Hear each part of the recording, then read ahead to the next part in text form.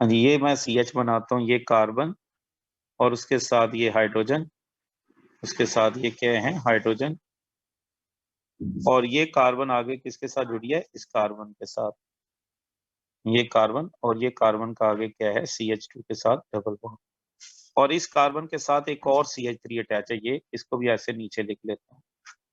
तो आप जरा गौर फरमाएं कि इस स्ट्रक्चर में ये जो हमारे पास कार्बन है, ये वाली स्ट्रक्चर में ये वाली जो कार्बन है, इसके साथ ये दो कार्बन जुड़ी है, और यहाँ पर ये बॉन्ड है हमारे पास ये बॉन्ड कौन से हैं, CH। तो ये CH बॉन्ड यहाँ ट्रांसफर हो सकता है, डीलोकलाइज, और जब यहाँ डीलोकलाइज होगा ये यहाँ हो सकता है। अब यहाँ से भी डीलोकलाइजेशन हो सकती है, इसके अलावा कहाँ से हो सकती है, यहाँ से भी डायरेक्ट हो सकती है डीलोकलाइजेशन, जिसको मिल जाए।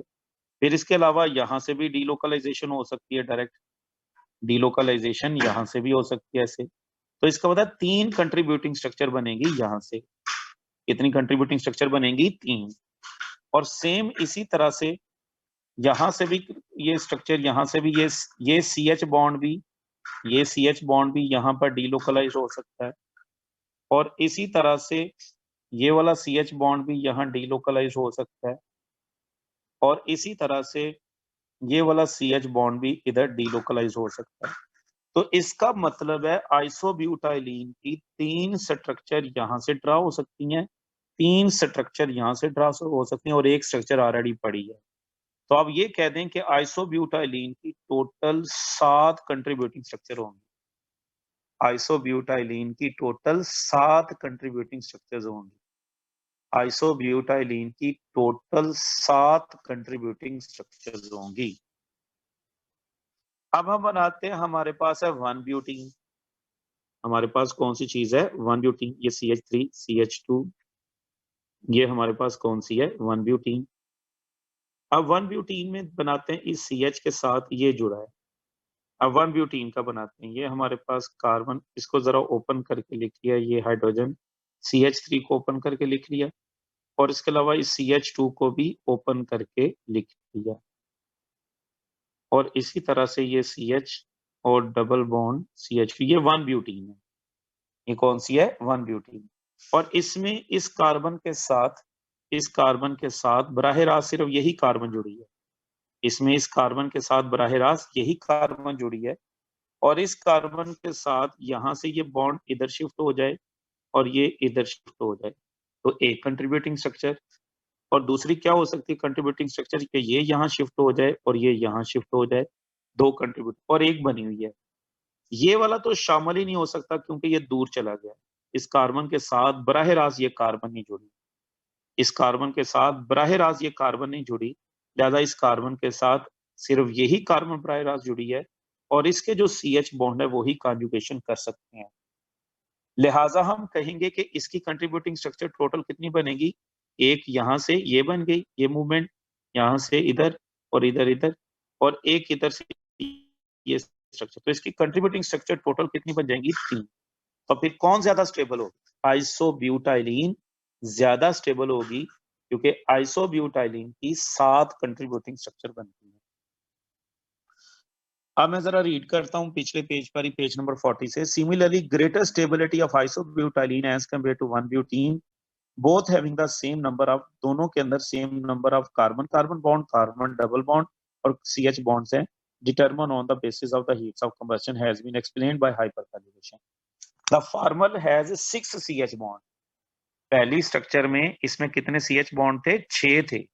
याद है, अभी फिर इस स्ट्रक्चर को बना लेते हैं। इसके साथ कितने थे, 6 थे। कितने CH बॉन्ड थे, 6 CH बॉन्ड थे। इस स्ट्रक्चर में कितने CH बॉन्ड थे, 6। कौन कौन से 6 थे, एक ये CH बॉन्ड, 1 2 3 4 5 6, जो क्या कर सकते हैं, in conjugation with the unsaturated system, जो इस अनसैचुरेटेड सिस्टम के साथ जुड़े हुए हैं, एज अगेंस्ट 2 इन लेटर। और इसमें सिर्फ कितने हैं, 2 हैं। इस स्ट्रक्चर में 2 हैं।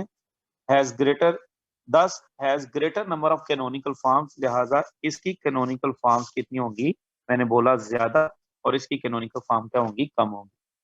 So this also shows that the effect of hyperconjugation become more pronounced as the number of sigma hydrogen atom increases. ये कौन से हैं, याद रखिए इस कार्बन के साथ जो पहली कार्बन होगी वो कौन सी है, अल्फा। सिग्मा मैंने सॉरी कह दिया अल्फा, और अल्फा के साथ जो हाइड्रोजन जुड़ी होंगी ये अल्फा हाइड्रोजन होंगी। तो ऐसे कह लें कि जितनी अल्फा हाइड्रोजन ज्यादा होंगी, जैसे इस कार्बन के साथ देखें तो ये कार्बन भी अल्फा है और ये भी अल्फा है, इसके साथ जो पहली कार्बन जुड़ेंगी वो अल्फा ही होंगी। तो यहाँ अल्फा हाइड्रोजन कितने हैं, 6। अल्फा हाइड्रोजन कितने हैं, 6। तो जितने हाइड्रोजन ज्यादा होंगे उतनी हाइपरकंजुगेशन की कैनोनिकल फॉर्म ज्यादा और उतनी स्टेबिलिटी भी ज्यादा। So the observed bond length and bond energies of neutral molecule in the ground state can also be explained by phenomena other than hyperconjugation, such as the state of hybridization of carbon and hyperconjugation may not be operate in these molecules. However, hyperconjugation has certain help in explaining the stability of carbocations. ये एक topic है carbocation free radicals, इसकी हमने वजाहत करनी है। Carbocation यहाँ पर एक शॉर्ट क्वेश्चन है, उसकी वजाहत हम इसको कल पे रखेंगे, वजाहत करेंगे। कार्बोकेटाइंस में टर्शरी कार्बोकेटाइन ज्यादा स्टेबल क्यों है, ये कल आते ही पहले हमने इसको डिस्कस करना है। और ये ज्यादा स्टेबल है किससे, सेकेंडरी कार्बोकेटाइन से, या कार्बोकेटाइन की जगह पर फ्री रेडिकल भी आ सकते हैं। और ये ज्यादा स्टेबल है देन प्राइमरी कार्बोकेटाइन, ये हमारा क्वेश्चन होगा जिसको हम कल डिस्कस करेंगे। और सादा सी बात ये मैं कह दूं कि ये जो टर्शरी कार्बोकेटाइन है इसकी रेजोनेंस स्ट्रक्चर्स कैनोनिकल फॉर्म्स ज्यादा बनेंगी, और ये बनती हैं तकरीबन 10 कंट्रीब्यूटिंग स्ट्रक्चर, और सेकेंडरी कार्बोकेटाइन की कंट्रीब्यूटिंग स्ट्रक्चर बनती हैं 7 और प्राइमरी की बनती हैं 4। तो जिसकी जितनी कंट्रीब्यूटिंग स्ट्रक्चर ज्यादा होती हैं उसकी स्टेबिलिटी उतनी ज्यादा होती है, लेकिन डिटेल से अभी कल करेंगे।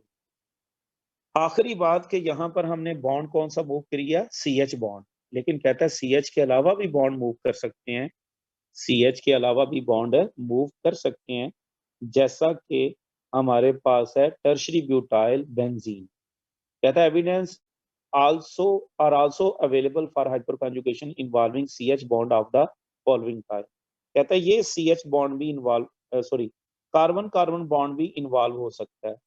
यहाँ CH बॉन्ड नहीं बल्कि कौन, कार्बन कार्बन बॉन्ड इन्वॉल्व भी हो सकता है, कार्बन कार्बन बॉन्ड भी इन्वॉल्व हो सकता है, जैसा कि ये वाला बॉन्ड भी इधर शिफ्ट हो सकता है। तो ये कार्बन कार्बन बॉन्ड है, कार्बन कार्बन सिग्मा बॉन्ड है, कार्बन कार्बन सिग्मा बॉन्ड भी मूव कर सकता है। लेकिन कहता है कार्बन कार्बन सिग्मा बॉन्ड की जो मूवमेंट है, कार्बन कार्बन सिग्मा बॉन्ड की जो मूवमेंट है, कहता है ये मूवमेंट इतनी इफेक्टिव नहीं होती जितनी इफेक्टिव कौन सी मूवमेंट है, कार्बन और हाइड्रोजन के बॉन्ड। जितनी मूवमेंट किसकी इफेक्टिव है, कार्बन और हाइड्रोजन के बॉन्ड की। यहाँ पर कार्बन कार्बन बॉन्ड मूव कर रहा है, और ये मूव कैसे कर रहा है, ये पूरा बॉन्ड मूवमेंट पूरी पर शो करते हैं जरा।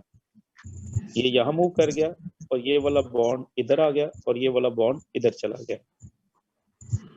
तो इस मूवमेंट को इस तरह से हम शो करते हैं, यहाँ डबल बॉन्ड, और ये हमारे पास यहाँ पर भी डबल बॉन्ड, यहाँ पर भी डबल बॉन्ड, और यहाँ पर चार्ज कौन सा आ गया, नेगेटिव, साथ में इलेक्ट्रॉन मिल गया। कहता however the hyperconjugation of carbon carbon bond is generally less important than that of carbon hydrogen bond. Carbon carbon bond की जो मूवमेंट है वो इतनी असरअंदाज नहीं है जितनी कार्बन और हाइड्रोजन की। उसकी वजह यह है कि कार्बन कार्बन का जो सिग्मा बॉन्ड है ये कंपैरेटिवली स्ट्रॉन्गर होता है और इसकी मूवमेंट मुश्किल होगी।